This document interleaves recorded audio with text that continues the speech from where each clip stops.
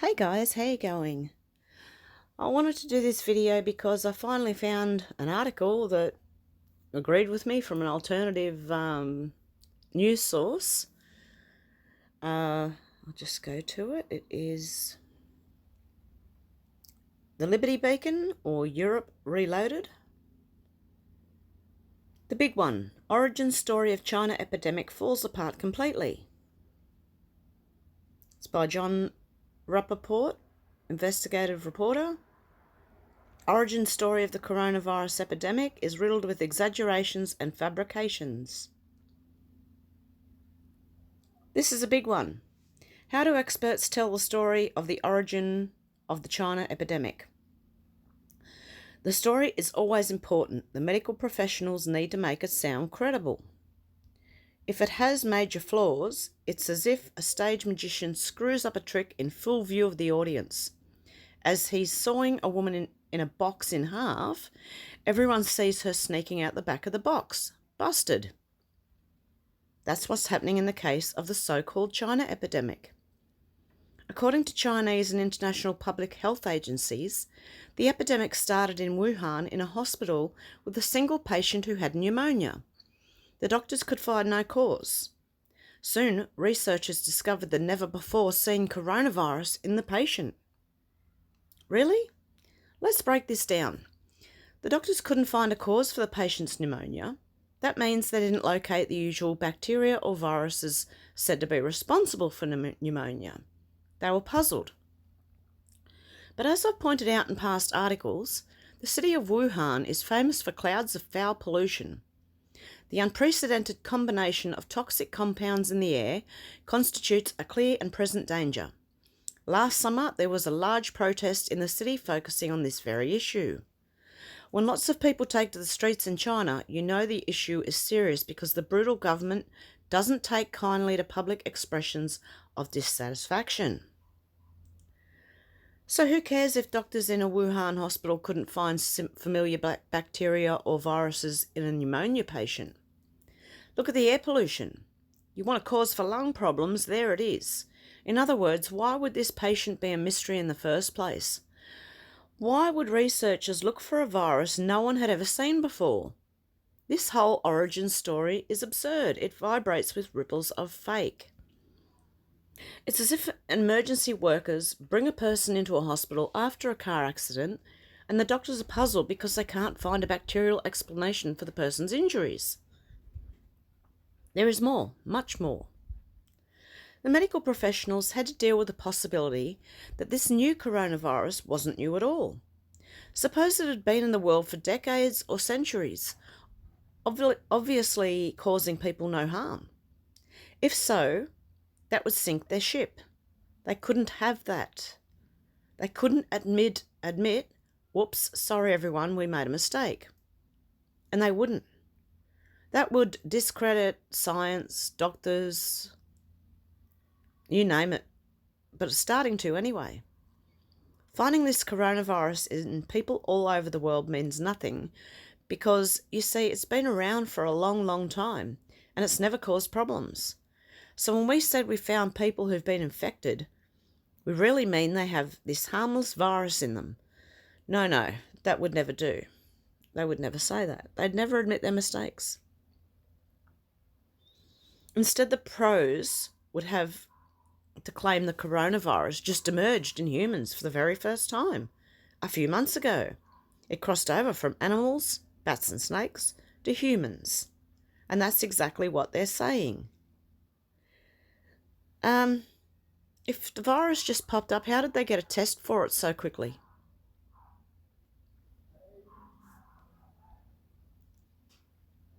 Here is a statement from Stat News.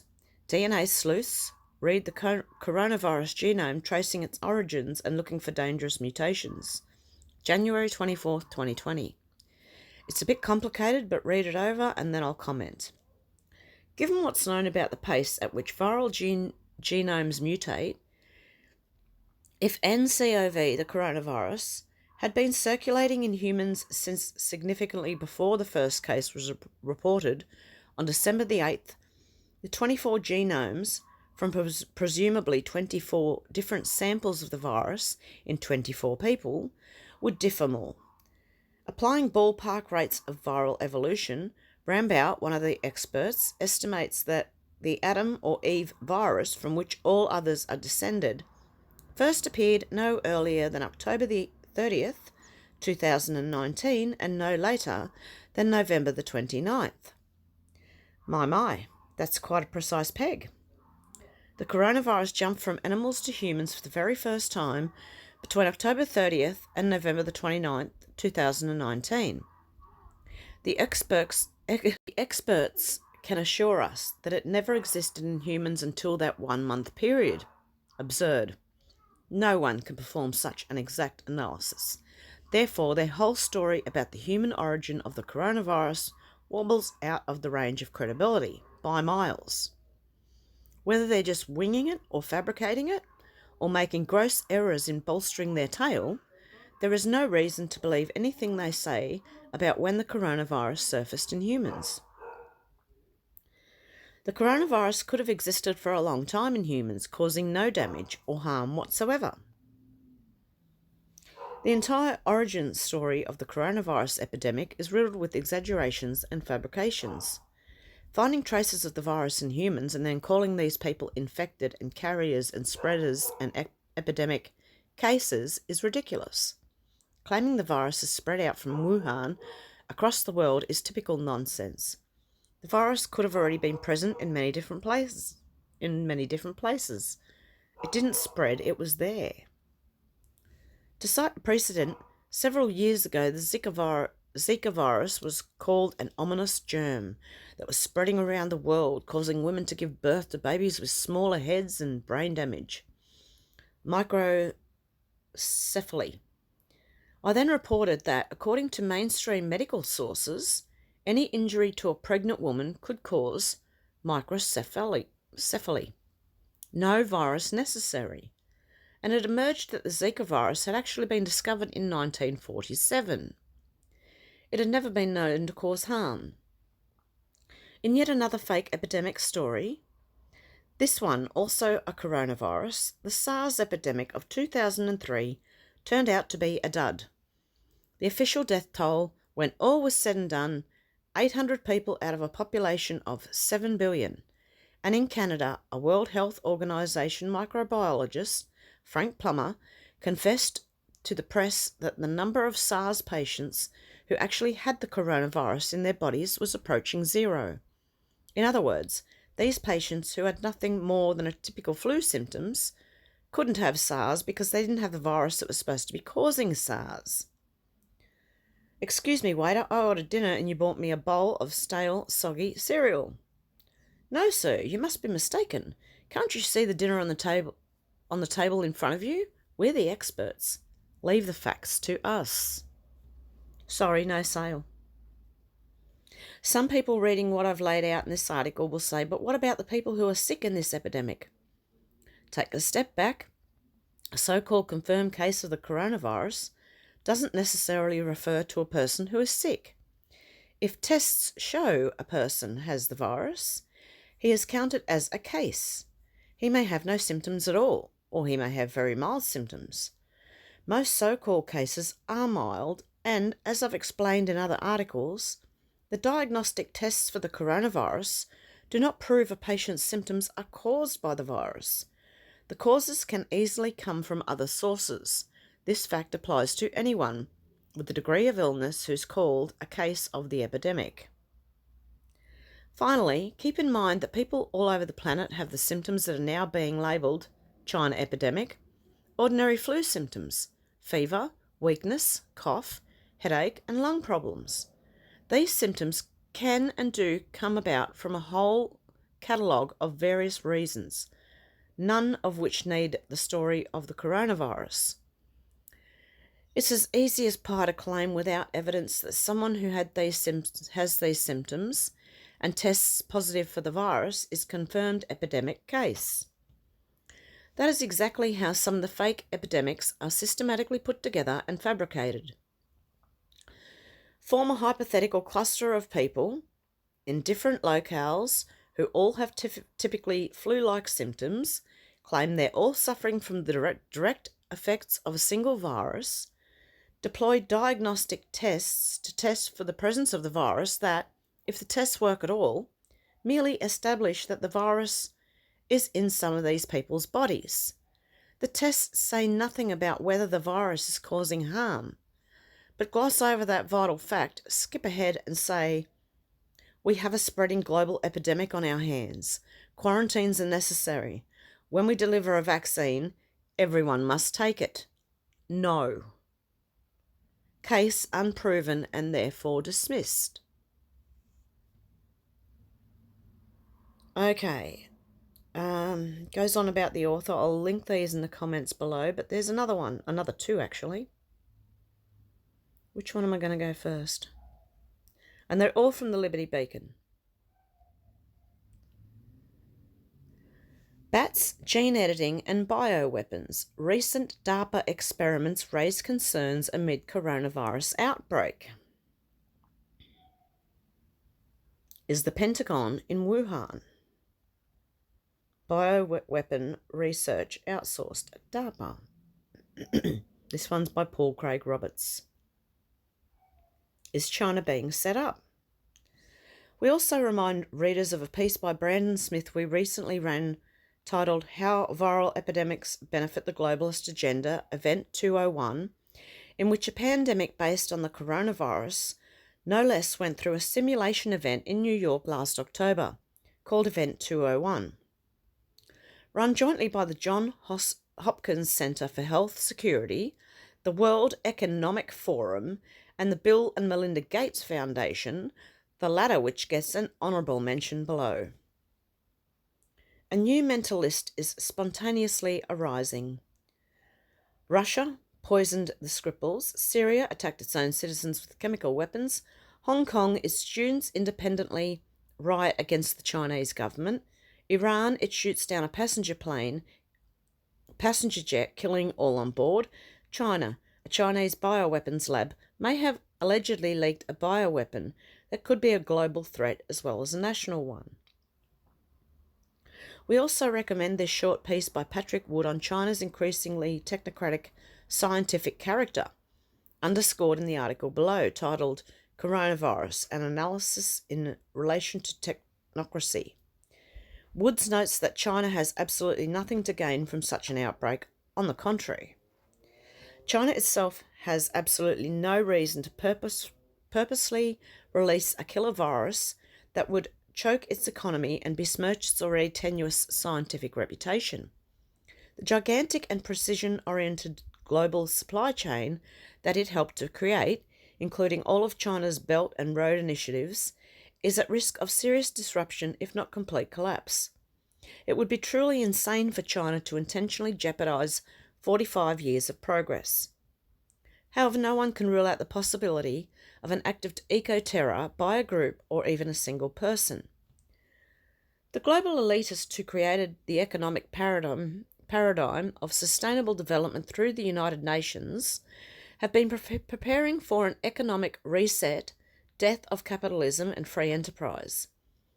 In 2015, the head of climate change at the UN, Cristina Figueres, clearly stated, "This is the first time in history of mankind that we are setting ourselves the task of intentionally, within a defined period of time, to change the economic development model that has been reigning for the last 150 years since the Industrial Revolution.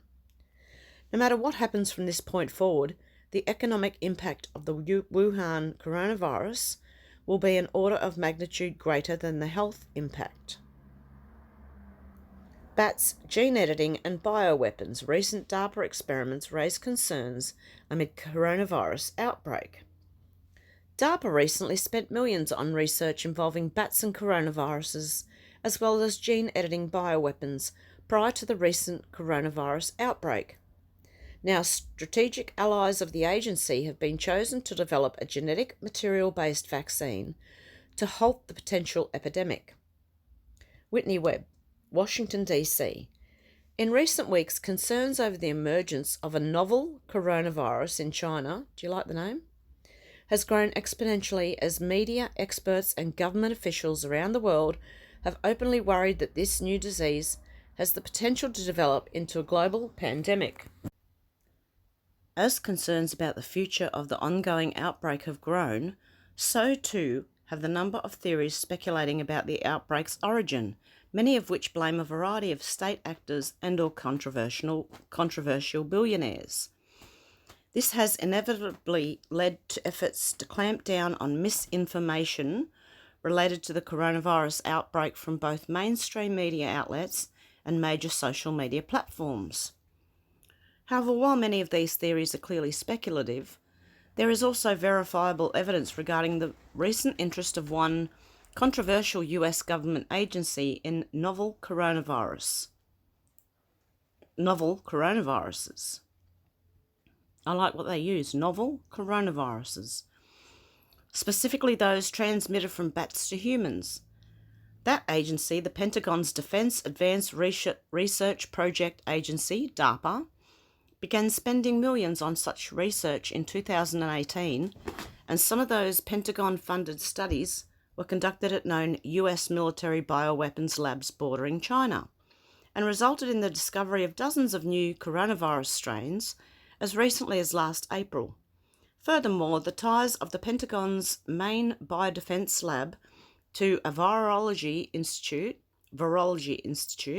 in Wuhan, China, where the current outbreak is believed to have begun, have been unreported in English language media thus far.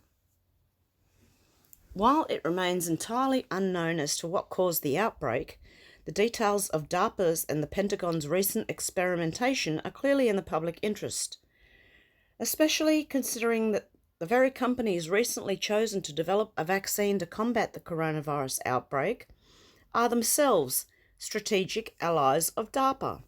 Not only that, but these DARPA-backed companies are developing controversial DNA and mRNA vaccines for this particular coronavirus strain, a category of vaccine that has never previously been approved for human use in the United States. So there you go, there's a couple of stories in there.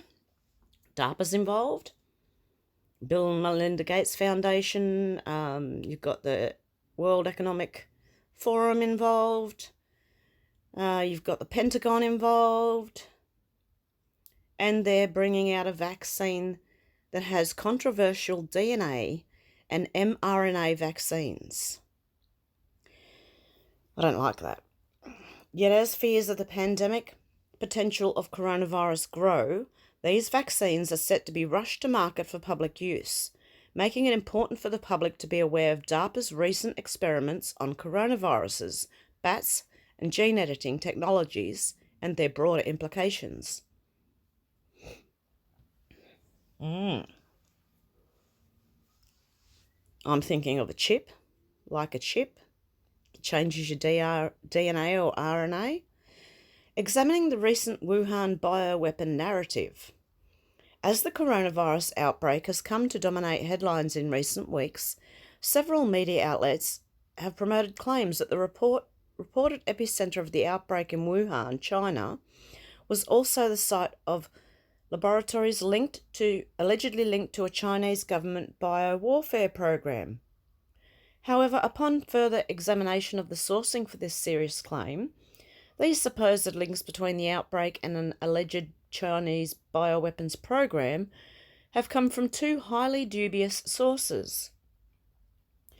For instance, the first outlet to report on this claim was Radio Free Asia, the US government-funded media outlet targeting Asian audiences that used to be run covertly by the CIA and named by the New York Times as a key part in the agency's worldwide propaganda network.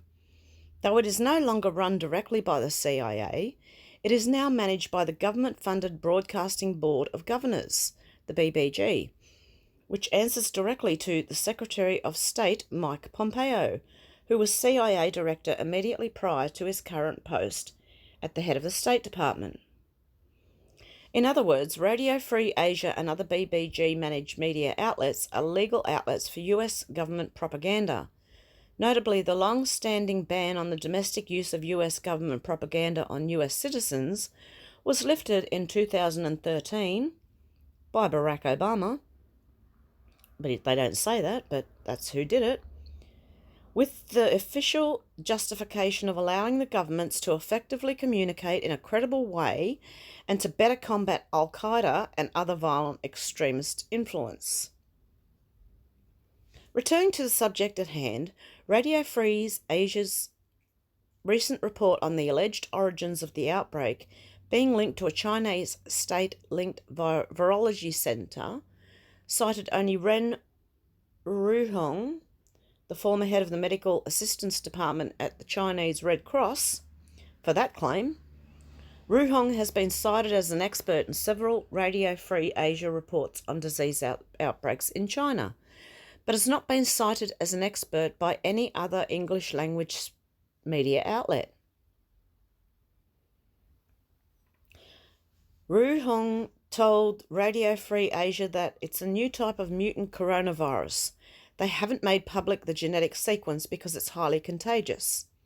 Genetic engineering technology has gotten to such a point now, and Wuhan is home to a viral research centre that is under the aegis of the Chinese Academy of Sciences, which is the highest level of research facility in China. Though Ruhong, sorry guys, don't know how to say that, did not directly say the Chinese government was making a bioweapon at the Wuhan facility, she did imply that genetic experiments at the facility may have resulted in the creation of this new mutant coronavirus at the centre of the outbreak. With Radio Free Asia and a single source having speculated about the Chinese government links to the creation of the new coronavirus, the Washington Times soon took it much further in a report titled "Virus Hit Wuhan Has Two Laboratories Linked to Chinese Biowarfare Program." That article, much like Radio Free Asia's earlier report, cites a single source for that claim, former Israeli military intelligence biowarfare specialist Dr. Danny Shoham, pictured.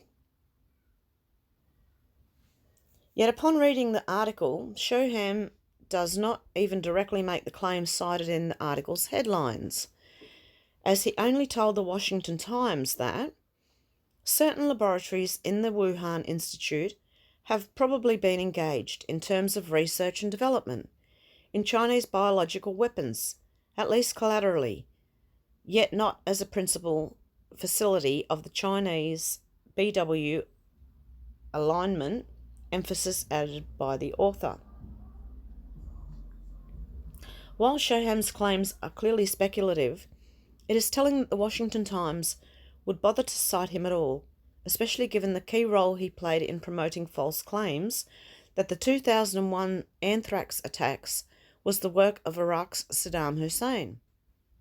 Shoham's assertions about Iraq's government and weaponized anthrax, which were used to bolster the case for the 2003 invasion of Iraq, have since been proven completely false, as Iraq was found to have neither the chemical or biological weapons of mass destruction that experts like Shoham had claimed. Beyond Shoham's own history of making suspect claims, it is also worth noting that Shoham's previous employer, Israeli military intelligence, has a troubling past with bioweapons. For instance, in the late 1990s, it was reported by several outlets that Israel was in the process of developing a genetic bioweapon that would target Arabs, specifically Iraqis, but leave Israel Jews unaffected. Given the dubious past of Shoham and the clearly speculative nature of both his claims and those made in the Radio Free Asia report, one passage in the Washington Times article is particularly telling about why these claims have recently surfaced. One ominous sign, said a US official, is that the false rumours since the outbreak began several weeks ago have begun circulating on the Chinese internet, claiming the virus as part of a US conspiracy to spread germ weapons. That could indicate China is preparing propaganda outlets to counter future charges The new virus escaped from one of Wuhan's civilian or defense research laboratories. Emphasis added by author. However, as seen in that very article, accusations that the coronavirus escaped from a Chinese state-linked laboratory is hardly a future charge, as both the Washington Times and Radio Free Asia have already been making that claim. Instead, what this passage suggests is that the reports in both Radio Free Asia and the Washington Times were responses to the claims circulating within China that the outbreak is linked to a US conspiracy to spread germ weapons. Deep state, anyone? Though most English language media outlets to date have not examined such a possibility, there is considerable supporting evidence that deserves to be examined.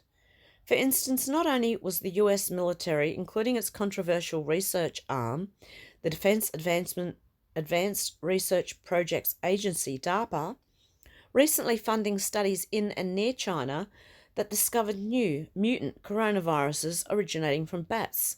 But the Pentagon also became recently concerned about the potential use of bats as bioweapons. Bats as bioweapons.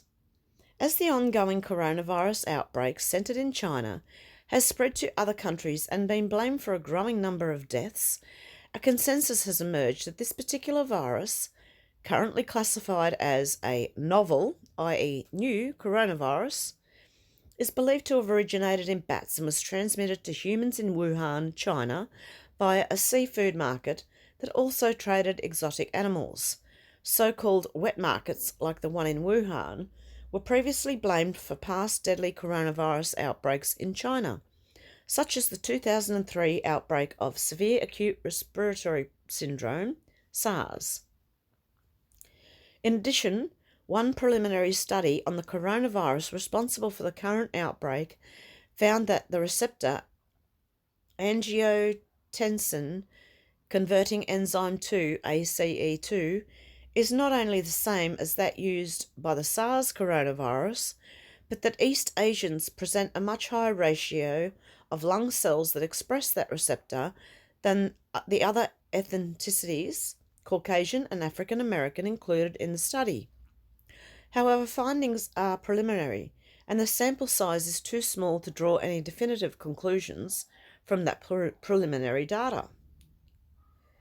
2 years ago, media reports began discussing the Pentagon's sudden concern that bats could be used as biological weapons, particularly in spreading coronaviruses and other deadly diseases. The Washington Post asserted that the Pentagon's interest in investigating the potential use of bats to spread weaponized and deadly diseases was because of alleged Russian efforts to do the same.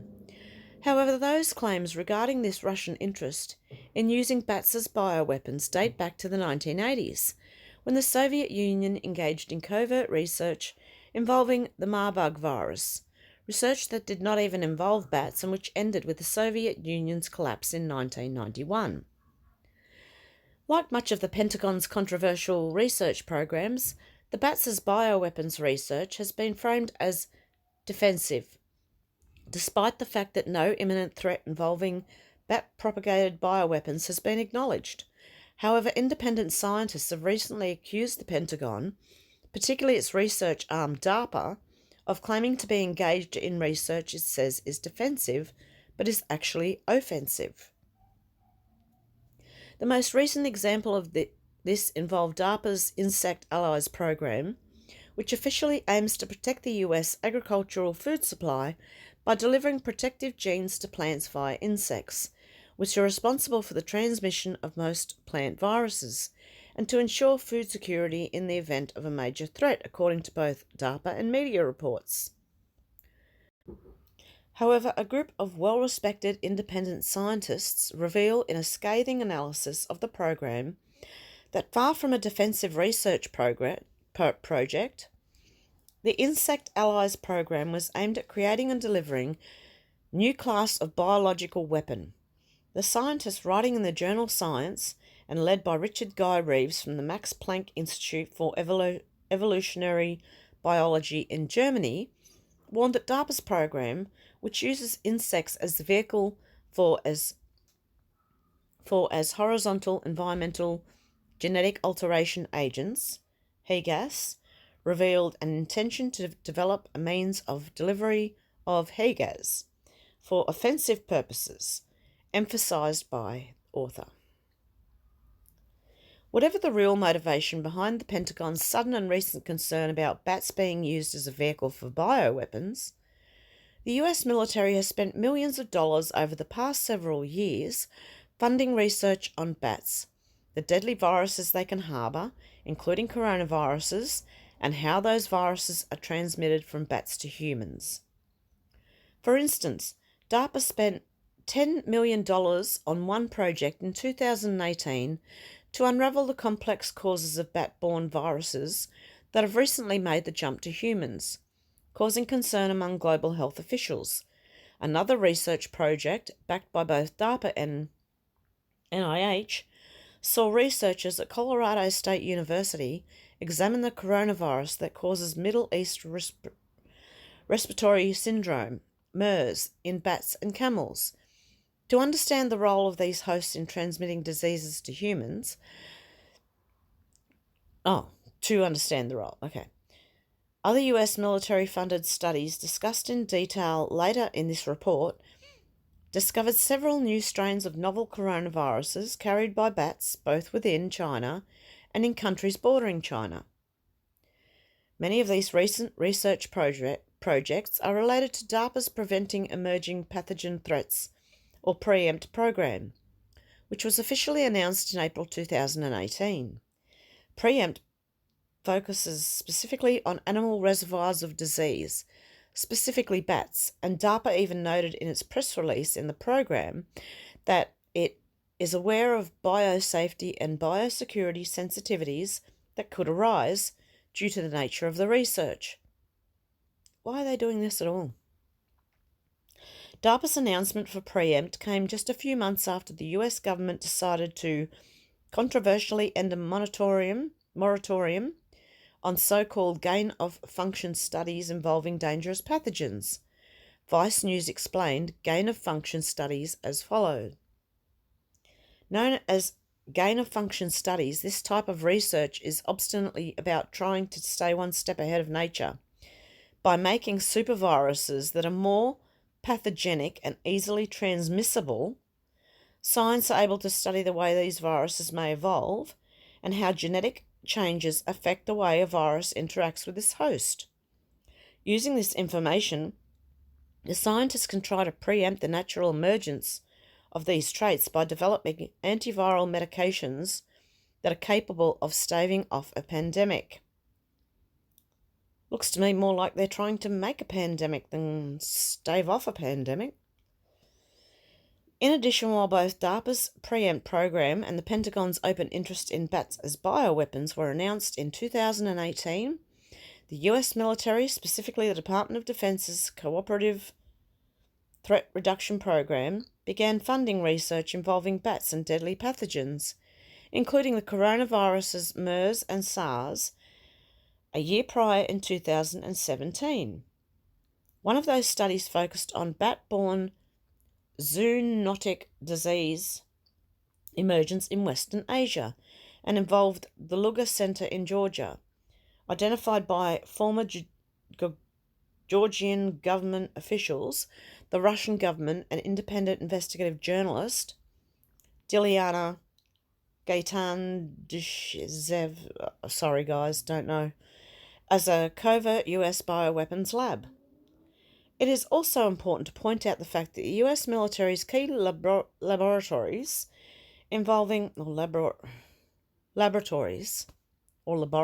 depending on how you want to say it, involving the study of deadly pathogens, including coronaviruses, Ebola, and others, was suddenly shut down last July after the Center of Disease Control and Prevention, CDC, identified major biosafety lapses at the facility.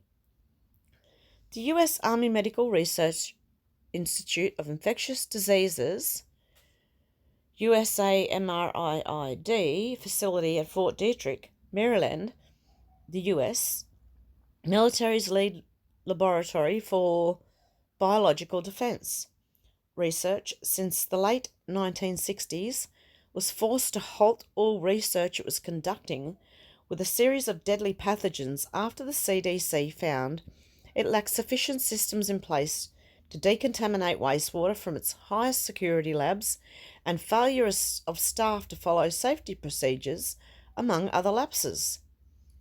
The facility contains both Level 3 and Level 4 biosafety labs. While it is unknown if experiments involving coronaviruses were ongoing at the time, US MRIID has recently been involved in research born out of the Pentagon's recent concern about the use of bats as bioweapons. The decision to shut down ASMRIID garnered surprisingly little media coverage, as did the CDC's surprising decision to allow the troubled facility to partially resume research late last November.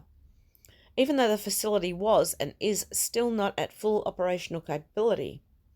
The USAMRIID's problematic record of safety at such facilities is a particular concern in light of the recent coronavirus outbreaks in China. As this report will soon reveal, this is because the ASAMRIID has a decades-old and close partnership with the University of Wuhan's Institute of Medical Virology, which is located in the epicenter of the current outbreak. The Pentagon in Wuhan? Beyond the US military's recent expenditures on and interest in the use of bats as bioweapons, it's also worth examining the recent studies the military has funded regarding bats and novel coronaviruses, such as that behind the recent outbreak that have taken place within or in close proximity to China. For instance, one study conducted in southern China in 2018 resulted in the discovery of 89 new novel bat coronavirus strains that use the same receptor as the coronavirus known as Middle East Respiratory Syndrome, MERS. That study was jointly funded by the Chinese government's Ministry of Science and Technology, USAID, an organization long alleged to be a front for US intelligence, and the US National Institute of Health, which has collaborated with both the CIA and the Pentagon on infectious disease and bioweapons research. The authors of the study also sequenced the complete genomes for two of those strains and also noted that existing MERS vaccines would be ineffective in targeting these viruses, leading them to suggest that one should be developed in advance. This did not occur. Another US government-funded study that discovered still more new strains of novel bat coronavirus was published just last year. Titled Discovery and Characterization of Novel Bat Coronaviruses Lineages from Kazakhstan, focused on the bat fauna of Central Asia, which link China to Eastern Europe, and the novel bat coronaviruses lineages discovered during the study were found to be closely related to bat coronaviruses from China, France, Spain, and South Africa, suggesting that co-circulation of coronaviruses is common in multiple bat species with overlapping geographical distributions. In other words, the coronaviruses discovered in this study were identified in bat populations that migrate between China and Kazakhstan, among other countries, and is closely related to bat coronaviruses in several countries, including China. The study was entirely funded by the US Department of Defense, specifically the Defense Threat Reduction Agency, DTRA, as part of a project investigating coronaviruses similar to MERS, such as the aforementioned 2018 study. Yet beyond the funding of this 2019 study, the institutions involved in conducting this study are also worth noting, given their own close ties to the US military and government. The study's authors are affiliated with either the Kazakhstan-based Research Institute for Biological Safety Problems and/or Duke University.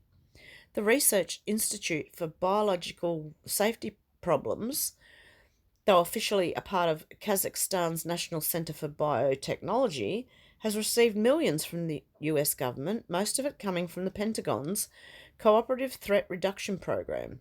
It is the Kazakhstan government's official depository of highly dangerous animal and bird infections, with a collection of 278 pathogenic strains of 46 infectious diseases. It is part of a network of Pentagon-funded bioweapons labs throughout the Central Asian country, which borders both of the US top rival states, China and Russia.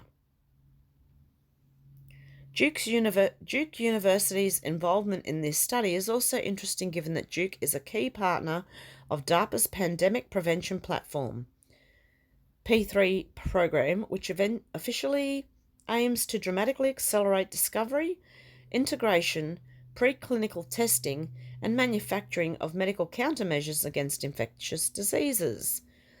The first step of the Duke DARPA program involves the discovery of potentially threatening viruses and developing methods to support viral propagation so that viruses can be used for downstream studies.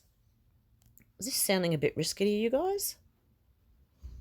Duke University is also jointly partnered with China's Wuhan University, which is based in the city where the current coronavirus outbreak began, which resulted in the opening of the Chinese-based Duke Kunshan University, DKU, in 2018.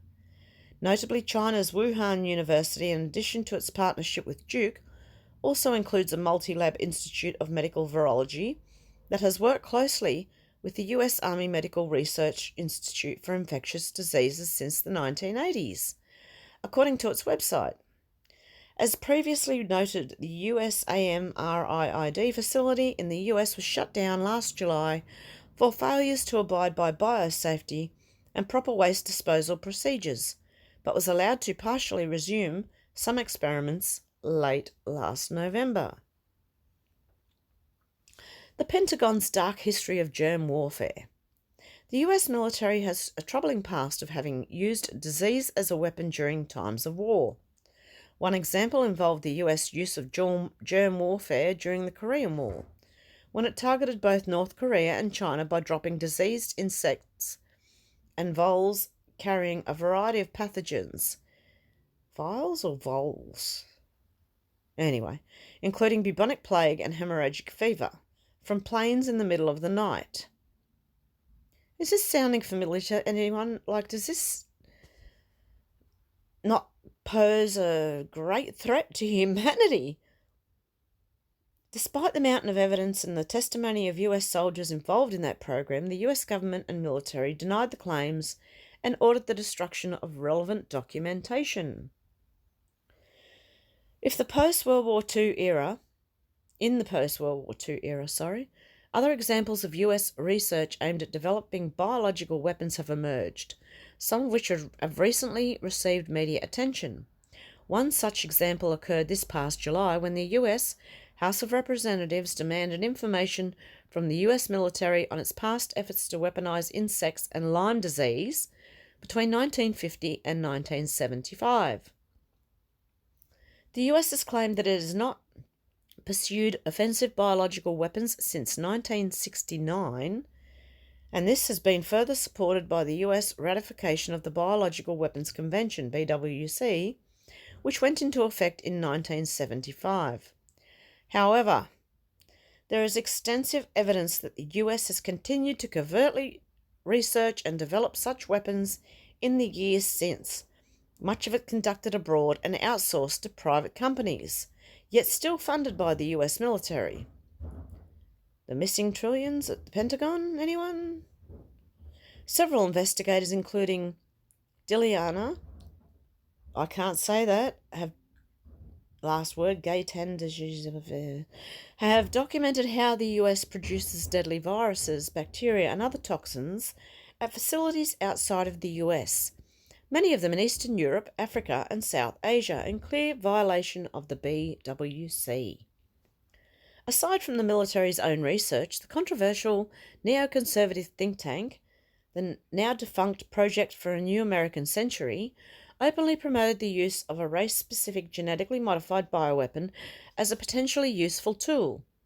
In what is arguably the think tank's most controversial document, titled Rebuilding America's Defenses, there are a few passages that openly discuss the utility of bioweapons, including the following sentences. Combat likely will take place in new dimensions in space, cyberspace, and perhaps the world of microbes.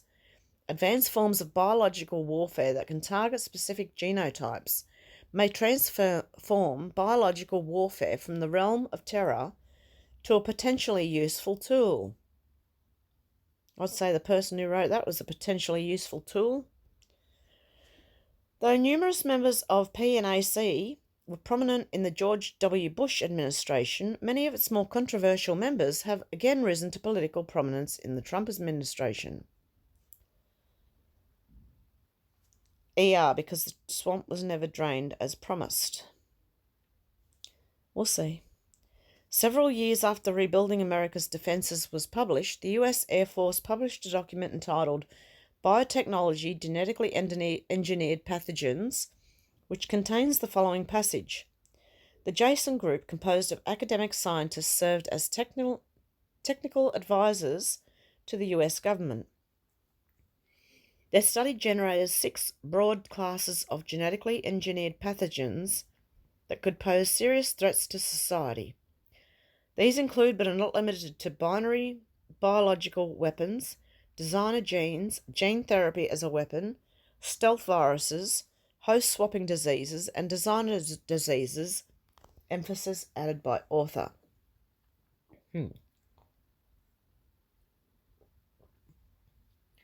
Concerns about Pentagon experiments with biological weapons have garnered renewed immediate attention, particularly after it was revealed in 2017 that DARPA was the top funder of the controversial gene drive technology, which has the power to permanently alter the genetics of entire populations while targeting others for extinction.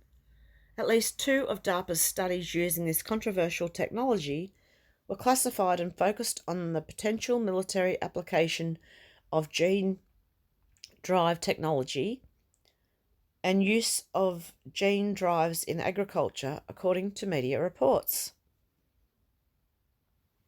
The revelation came after an organisation called the ETC Group obtained over 1,000 emails on the military's interest in the technology as part of Freedom of Information Act request. Co-director of the ETC Group, Jim Thomas, said that this technology may be used as a biological weapon.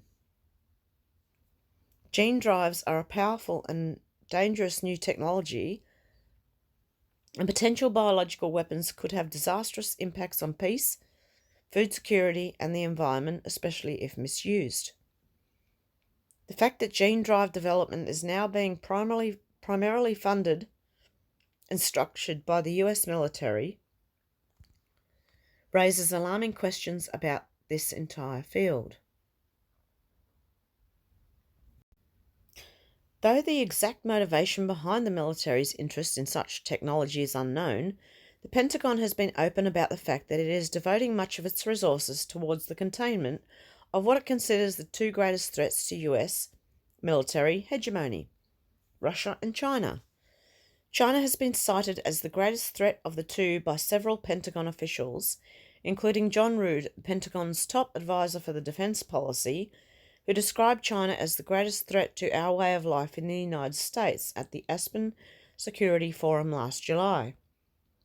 Since the Pentagon began redesigning its policies and research towards a long war with Russia and China, the Russian military has accused the US military of harvesting DNA from Russians as part of a covert bioweapon program, a charge that the Pentagon has adamantly denied.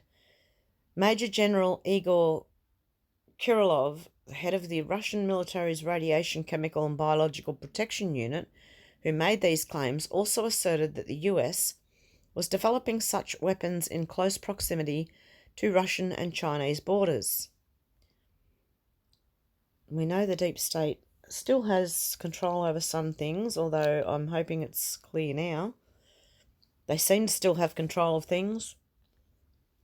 China has also accused the US military, of harvesting DNA from Chinese citizens with ill intentions, such as when 200,000 Chinese farmers were used in 12 genetic experiments without informed consent.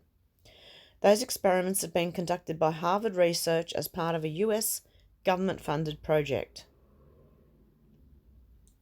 DARPA and its partners chosen to develop coronavirus vaccine. Great.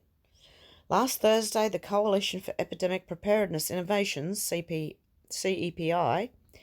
announced that it would fund 3 separate programs in order to promote the development of a vaccine for the new coronavirus responsible for the current outbreak.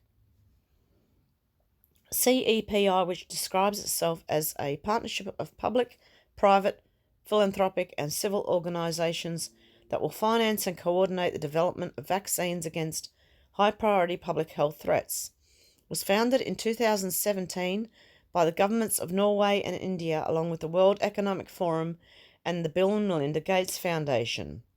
Its massive funding and close connections to public, private and non-profit organisations have positioned it to be able to finance the rapid creation of vaccines and widely distribute them. Without much testing, because they want to rapidly create them and get them out. I wouldn't take anything they're going to give you. If they come up with a vaccine, don't take it. They've already stated that they've got RNA and DNA changing things in them. CEPI's recent announcement revealed that it would fund 2 pharmaceutical companies, Inovio Pharmaceuticals and Moderna Inc., as well as Australia's University of Queensland, which became a partner of CEPI early last year. Notably, the 2 pharmaceutical companies chosen have close ties to and/or strategic partnerships with DARPA and are developing vaccines that controversially involve genetic material and/or gene editing. That's why I wouldn't take it. The University of Queensland also has ties to DARPA, but those ties are not related to the university's biotechnology research, but instead engineering and missile development. And I wouldn't say those ties aren't related to the biotechnology. I would not put my money on that. For instance, the top funders of Inovio Pharmaceutical include both DARPA and the Pentagon's Defense Threat Reduction Agency, and the company has received millions of dollars in grants from DARPA, including a $45 million grant to develop a vaccine for Ebola. Inovio specialises in the creation of DNA immunotherapies and DNA vaccines, which contain genetically engineered DNA that causes the cells of the recipient to produce an antigen and can permanently alter a person's DNA. Inovio previously developed a DNA vaccine for the Zika virus, but to date no DNA vaccine has been approved for use in humans in the United States. Inovio was also recently awarded over $8 million from the US military to develop a small portable intradermal device for delivering DNA vaccines, jointly developed by Inovio and USAMRIID. However, the CEPI grant to combat coronavirus may change that, as it specifically funds Inovio's efforts to continue developing its DNA vaccine for the coronavirus that causes MERS. Inovio's MERS vaccine program began in 2018 in partnership with CEPI in a deal worth $56 million. The vaccine currently under development uses Inovio's DNA medicines platform to develop optimized synthetic antigenic genes into cells, where they are translated into protein antigens that activate an individual's immune system, and the program is partnered with the US Army Medical Research Institute of Infectious Diseases and the NIH, among others. That program is currently undergoing testing in the Middle East. On who in the Middle East? Prisoners? Inovio's collaboration with the US military in regards to DNA vaccines is nothing new, as their past efforts to develop a DNA vaccine for both Ebola and Marburg virus were also part of what Inovio's CEO Dr. Joseph Kim called its active biodefense program that has garnered multiple grants from the Department of Defense, Defense Threat Reduction Agency, National Institute of Allergy and Infectious Diseases, and other government agencies. CEPI's interest in increasing its support to this MERS-specific program seems at odds with its claim that doing so will combat the current coronavirus outbreak, since MERS and the novel coronavirus in question are not analogous, and treatments for certain coronaviruses have been shown to be ineffective against other strains. It is also worth noting that Inovio Pharmaceuticals was the only company selected by CEPI with direct access to the Chinese pharmaceutical market through its partnership with China's Apollo Bio Corp, which currently has an exclusive license to sell Inovio-made DNA immunotherapy products to Chinese customers. The second pharmaceutical company that was selected by CEPI to develop a vaccine for the new coronavirus is Moderna Inc., which will develop a vaccine for the novel coronavirus of concern in collaboration with the US NIH, and which will be funded entirely by CEPI. The vaccine in question, as opposed to Inovio's DNA vaccine, will be a messenger RNA vaccine. Though different than a DNA vaccine, mRNA vaccines still use genetic material to direct the body's cells to produce intracellular membrane or secreted proteins. Moderna's mRNA treatments, including its mRNA vaccines, are largely developed using a $25 million grant from DARPA, and it often touts its strategic alliance with DARPA in press releases. Moderna's past and ongoing research efforts have included developing mRNA vaccines tailored to an individual's unique DNA, as well as an unsuccessful effort to create an mRNA vaccine for the Zika virus, which was funded by the US government. Well, if they were unsuccessful, do you trust them? Both DNA and mRNA vaccines involve the introduction of foreign and engineered genetic material into a person's cells, and past studies have found that such vaccines possess significant unpredictability and a number of inherent harmful potential hazards, and that there is an inadequate knowledge to define whether the probability of unintended events or the consequences of genetic modifications. Nonetheless, the climate of fear surrounding the coronavirus outbreak could be enough for the public and private sector to develop and distribute such controversial treatments due to fear about the epidemic potential of the current outbreak. And that's why I read you the first article first, because I don't think you should panic. More you should panic over the cure than the virus itself. However, the therapies being developed by Inovio, Moderna, and the University of Queensland are in alignment with DARPA's objectives regarding gene editing and vaccine technology. For instance, in 2015, DARPA geneticist Colonel Daniel Wattendorf described how the agency was investigating a new method of vaccine production that would involve giving the body instructions for making certain antibodies. Because the body would be its own bioreactor, the vaccine could be produced much faster than traditional methods, and the result would be a higher level of protection. They always try and sell it that way. According to media reports on Wattendorf's statements at the time, the vaccine would be developed as follows. Scientists would harvest viral antibodies from someone who has recovered from a disease such as flu or Ebola. After testing the antibody's ability to neutralize viruses in a petri dish, they would isolate the most effective one, determine the genes needed to make that antibody, and then encode many copies of those genes into a circular snippet of genetic material, either DNA or RNA, that the person's body would then use as a cookbook to assemble the antibody.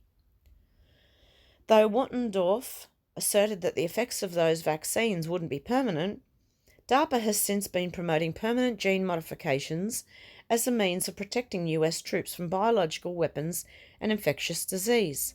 Why is DARPA doing this?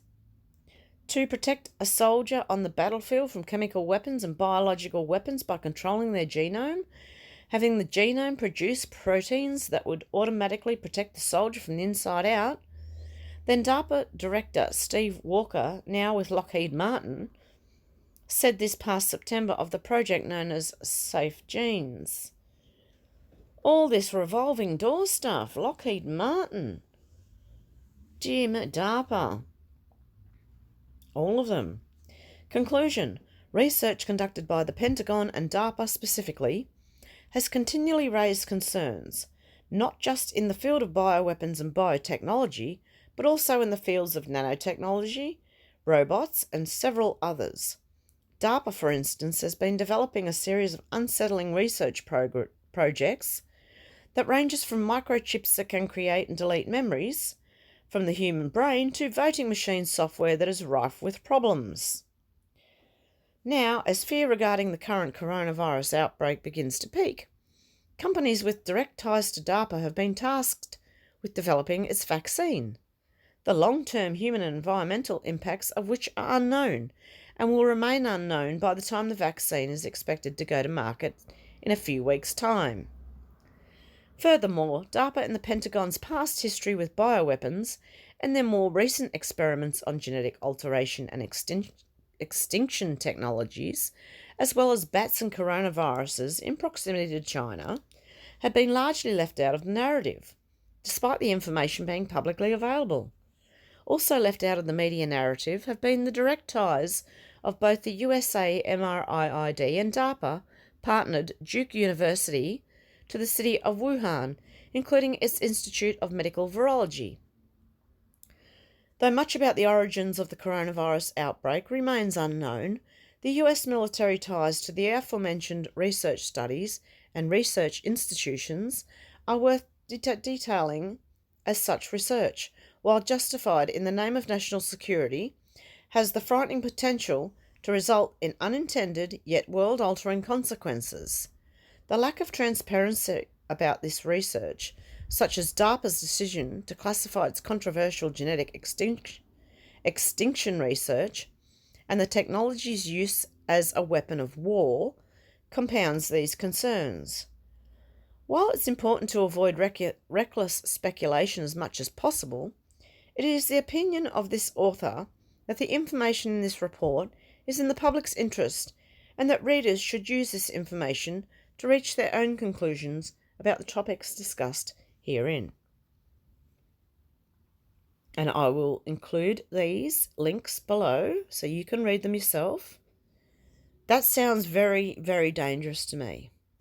Extreme, and it's been worrying me for years, these bioweapons. If you know about Plum Island as well, in the US, Plum Island was doing a lot of very strange experiments, which I might do a video on that soon. One more I'd like to read, guys, because it all goes together. CDC and WHO, and it's again by the Liberty Beacon. It's just because they're all connected that I'm reading them all from the same place. When I read these, I still say take everything with a grain of salt. CDC and WHO corrupt financial entanglements with vaccine industry. Who would have thought? It's a revolving door, like Monsanto and what they do. And recently, the World Health Organization, WHO, released a statement that they had worked with Facebook to curb vaccine misinformation. Therefore, it appears that an international organization is working with a social media company to usurp free speech and accountable democracy in America. In the first Global Vaccination Summit in Brussels on September the 12th, 2019, Jason Hirsch, Facebook's public policy manager, said the company was taking its role in the area very seriously. We want to take a two-part approach to improving the quality of information about vaccines on our platform, he said. The first thing that we are doing is reducing the distribution of misinformation about vaccines. And the second thing that we are doing is increasing exposure to credible, authoritative content on vaccinations. But it is Facebook's role to decide what information people get to read regarding. But is it Facebook's role to decide what information people get to read regarding vaccine safety? And when they say they are taking misinformation, they mean everyone who doesn't agree with their side of it, that vaccines are good. That's what they are taking down. Anyone who has an alternative view on vaccines rather than the mainstream view of vaccines. Like Bernadine Healy, a former director of the National Institutes of Health, NIH, Children's Health Defence believes the public is smart and can be given the facts and make up their own minds about what is true and what isn't. We are completely confident that the vaccine facts and the science are on our side. We invite any and all to peruse our website, and share any articles with friends you think will help make decisions. Censorship reflects society's lack of confidence in itself. It is a hallmark of authoritarian regime. Potter Stewart. Our guiding mission is to stop the chronic health epidemics affecting children today. We believe vaccines that overstimulate the immune system are one of the leading causes of these epidemics. As the 2013 IOM report concluded in their summary, bottom of page 5, that the entire Centre for Disease Control, CDC, childhood vaccine schedule has never been studied for safety. We believe that, rather than trying to censor Children's Health Defence viewership, we suggest WHO and CDC spend their money and time on real science and vaccine safety. It is regrettable that instead of seriously addressing the issue and substantively, oh my goodness, I'll put the link below, addressing parents' legitimate concerns, WHO and CDC, with the assistance of Facebook, have chosen instead to try and silence critical and dissident voices rather than facilitating the exchange of ideas that is so necessary for humanity to progress. Here are the major concerns. Number 1. There is corruption and conflicts of interest in the CDC, FDA, WHO and NIH, whereby Big Pharma has influence and power over the interpretation of the outcomes, science, and the related safety of vaccines. The Institute of Medicine, IOM, has persistently urged HHS to perform such studies since 1991. HHS has assiduously refused. There is therefore no way to scientifically claim that a specific vaccine averts more harms, including deaths, than it causes. Number 2, the latest data and science show that specific vaccines are unequivocally not safe, yet government officials with well-documented conflicts of interest with the $50 billion vaccine industry systematically obscure the risks while exaggerating the benefits of vaccines. Number 3, the government has quietly admitted culpability by paying out over $4 billion for thousands of injuries and deaths caused by vaccines, underscoring that vaccine injuries can and do happen, including autism. And an HHS-funded study concluded that fewer than 1% of vaccine injuries are even reported. Number 4, Big Pharma is exerting influence over WHO, FDA and CDC to fast-track and shortcut safety studies in order to gain more profits faster. Big Pharma has zero financial risk when children get vaccine injured because the government prevents victims from suing Big Pharma, resulting in Big Pharma not being concerned about child vaccine safety. Number 5. State initiatives mandating vaccines, regardless of family preconditions and or religious beliefs, if left unchecked, will mentally impair an even greater percentage of our child population, resulting in one of the greatest human biological experiments in modern history. The pharmaceutical industry enforces policy discipline through agency budgets. The World Health Organization gets roughly half its budget from private sources, including pharma and its allied foundations. And CDC, frankly, is a vaccine company. It owns 56 vaccine patents and buys and distributes $4.6 billion in vaccines annually through the Vaccines for Children program, which is over 40% of its total budget. Further, pharma directly funds, populates, and controls dozens of CDC programs through the CDC Foundation. A British medical journal editorial excoriates CDC's sweetheart relationship with pharma, quotes UCLA Professor of Medicine Jerome R. Hoffman, "Most of us were shocked to learn the CDC takes funding from industry. It is outrageous that industry is apparently allowed to punish the CDC if the agency conducts research that has potential to cut into profits." Collected from many sources, this page lists the conflict of interest and financial entanglements of the WHO and the CDC that should be considered when determining the validity of statements made by either organisation. This compilation doesn't even include the 27 years of pharmaceutical industry criminal and civil penalties from 1991 through 2017 reported in a public citizen expose. CDC conflicts. CrossFit settles lawsuit with HHS after agency releases emails showing continued efforts to conceal donations. In a situation that parallels the Centre for Disease Control's close relationship with vaccine manufacturers, while continuing to promote vaccines as safe and effective, CrossFit Inc. has uncovered documentation confirming large contributions from Coca-Cola and Pepsi to the CDC Foundation that the agency has deliberately kept from the public. CrossFit notes that these companies have contributed to type 2 diabetes, liver disease, opioid addiction, and other illnesses, that conflicts of interest such as this are endemic within both the CDC and its parent agency, the Department of Health and Human Services.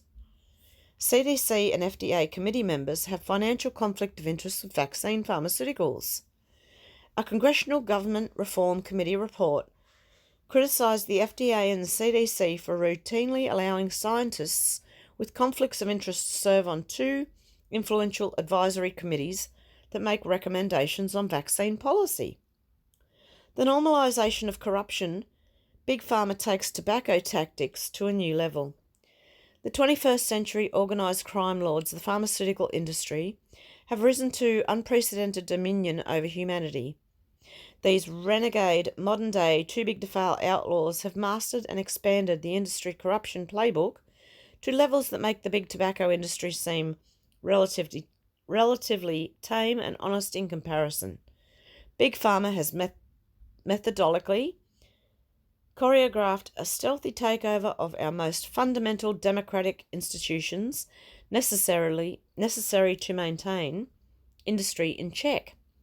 The regulatory institutions, the legislators, politicians, free press media, academia, and objective science. Big Pharma today not only influences legislation for drugs, but the vaccine producers are also guaranteed a self-serving, automatically captured consumer market in the form of 74 million children to whom the government mandates their limited liability vaccine products in unprecedented numbers. Close ties and financial entanglements. The CDC guaranteed vaccine market. The The CDC's Advisory Committee on Immunisation Practices, ACIP, is responsible for issuing annual vaccine recommendations for the US civilian population. However, its industry-beholden membership roster reads like a who's who of the individuals and organisations who spearhead the nation's vaccine business.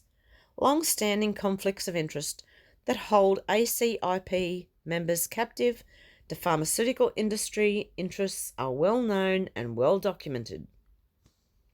UPI investigates the vaccine conflict. In the early 2000s, a 4-month investigation by United Press International, UPI, identified a web of close ties and financial entanglements between the CDC's ACIP members and vaccine companies, including sharing vaccine patents, owning vaccine company stock, getting research funding or money to monitor vaccine testing, receiving funding for academic departments or appointments. CDC director resigns, but CDC conflict of interest are par for the course. Media outlets are announcing the abrupt resignation of Brenda Fitzgerald, the physician appointed in July 2017 to head the Centers for Disease Control and Prevention, CDC. The resignation follows on the heels of reporting by Politico, which uncovered conflicts of interest including a personal financial stake in companies such as Merck and Bayer. This only illustrates in microcosm the CDC's long-standing willingness to cozy up to Big Pharma and Big Healthcare in defiance of ethic rules. CDC scientists expose agency corruption. A letter sent by more than a dozen senior CDC scientists charging the agency with nursing an atmosphere of pervasive research fraud, the group which claimed to represent scientists across the CDC's diverse branches calls itself SPIDER, Scientists Preserving Integrity, Diligence and Ethics in Research. The letter reveals that for all intents and purposes, the CDC functions as a subsidiary of a rapacious pharmaceutical industry in partnership with the US Food and Drug Administration, FDA, and numerous outside parties and rogue interests that all benefit from their endorsement of a highly profitable vaccine orthodoxy. The US needs an independent vaccine safety organisation. In 2009, a report by the Office of the Inspector General at the Department of Health and Human Services determined that CDC displayed a systematic lack of ethics oversight.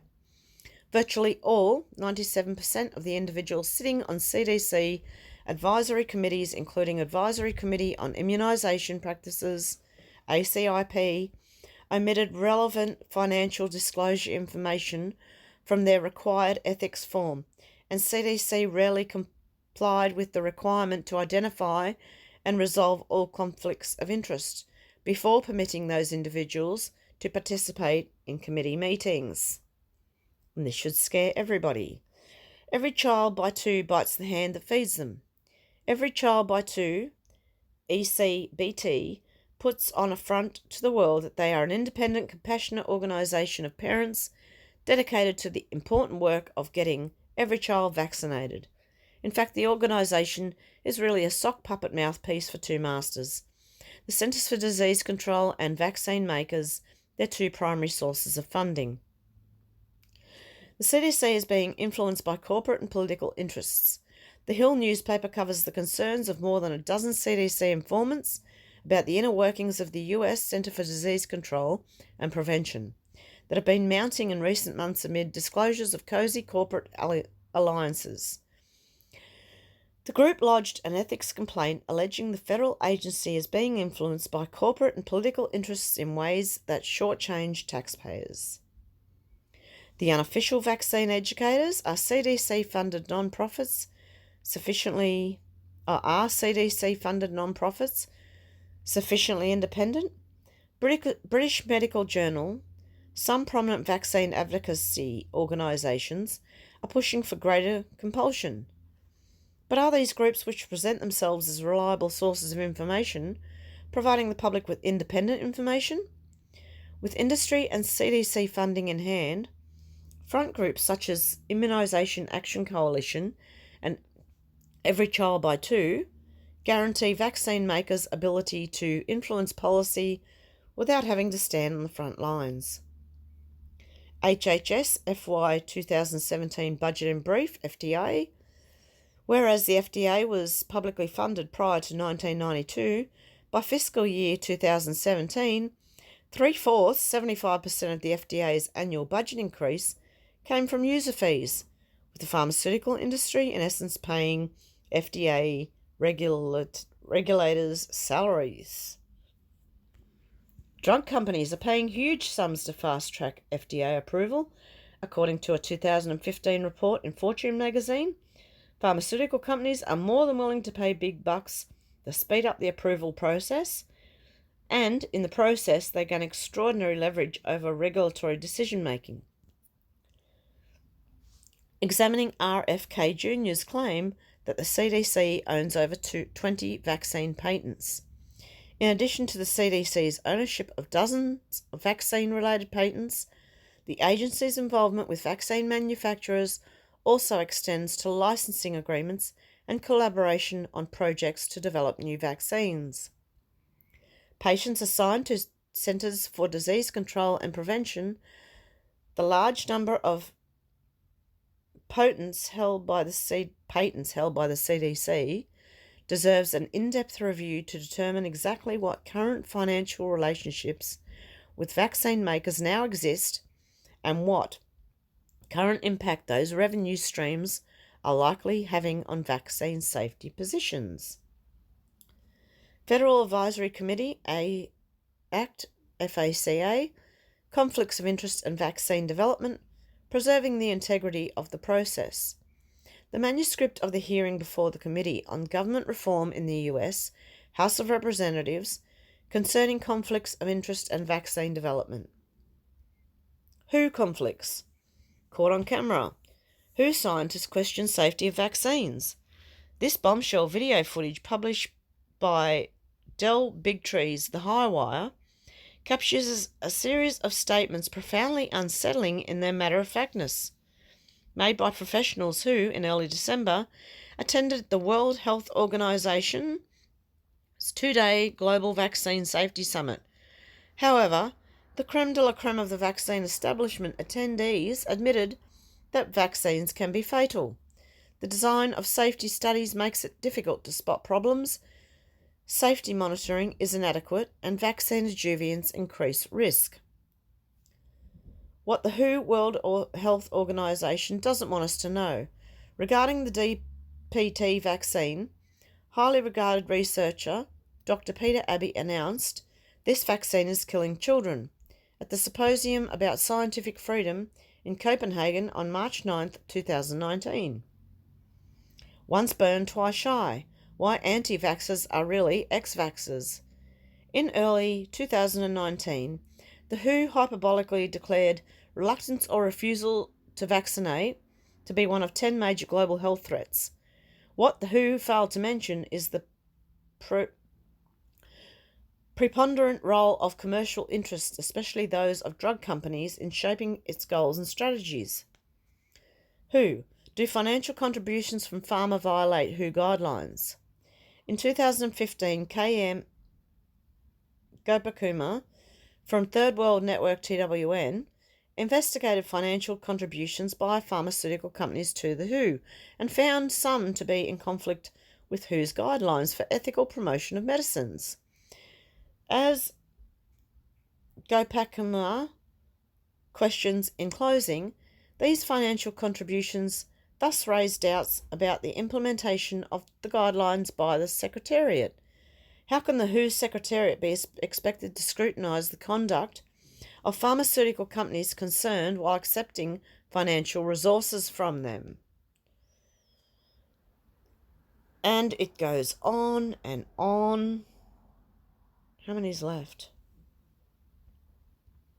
Quite a bit. Okay. Open letter from international organisations to the WHO on the issue of vaccine safety. Over 120 groups and individuals, including Robert F. Kennedy Jr. and Children's Health Defence, sent a letter to the WHO in 2018 chastising the organisation for its advocacy of less vaccine testing in order to speed up production.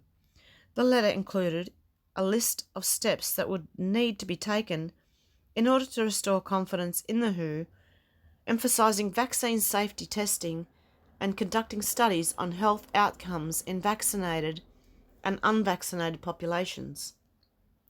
Who is really helping the WHO? Pharmaceutical industry influence makes itself felt not just domestically but also globally, and this has led to a corresponding amping up of rhetoric against anti-vaxxers around the world. In early 2019, the World Health Organization, WHO, hyperbolically declared reluctance or refusal to vaccinate to be one of the 10 major global health threats. What the WHO failed to mention, however, is the preponderant role of commercial interests, and especially pharmaceutical industry interests, in shaping its goals and strategies. Bill Gates, are vaccines a miracle over disease and a fantastic investment, or a disaster for child health that may break the bank? The Gates Foundation, established in 2000 with an initial endowment of $42.9 billion and amplified by an additional $30 billion from Warren Buffett in 2006, has become the world's leading global health player, as well as the largest non-state funder of the World Health Organization, WHO. As a result of the Gates Foundation's tremendous agenda-setting power, the global health community designated 2010 to 2020 as the decade of vaccines, developed a global vaccine action plan, and created the public-private Global Alliance for Vaccines and Immunisation, GAVI Alliance, which receives almost 1/4 of its funding from the Gates Foundation. Conflicts of interest and pandemic flu. In 2010, the BMJ and the Bureau of Investigative Journalism published findings of their investigation into the financial ties between drug companies and the WHO in context of the 2009 influenza pandemic. The article revealed that some of the experts advising WHO had declarable financial ties with drug companies that were producing antivirals and influenza vaccines. If the freedom of speech is taken away, then dumb and silent we may be led like sheep to the slaughter. George Washington. For more information, read the facts about the FDA's questionable practices. Okay, and I'll put these links below, guys, but this was really interesting. Really, really interesting. And people wonder why I don't trust the authorities. And people who say they are authorities and experts, and there is a hell of a good reason not to trust them, guys. So as I said before, be careful what you believe. Even with me, do more research if you can. Just be careful what you listen to and what you believe. You can listen to everything, but just be careful what you actually believe, because things are not quite as they seem. Okay, guys, that'll be it for today. Have a good one, and I'll talk to you soon. Bye.